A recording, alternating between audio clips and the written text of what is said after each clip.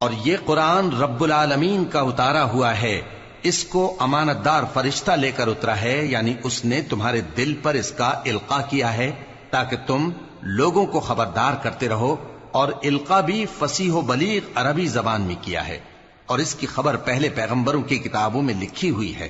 اور کیا ان کے لیے یہ سند نہیں ہے کہ علماء بنی اسرائیل اس بات کو جانتے ہیں؟ اور اگر ہم اس کو کسی اجمی پر اتارتے اور وہ اسے ان لوگوں کو پڑھ کر سناتا تو یہ اسے کبھی نہ مانتے۔ اسی طرح ہم نے انکار کو گناہگاروں کے دلوں میں داخل کر دیا، وہ جب تک درد دینے والا عذاب نہ دیکھ لیں اس کو نہیں مانیں گے۔ وہ عذاب ان پر ناگہاں آ واقع ہوگا اور انہیں خبر بھی نہ ہوگی۔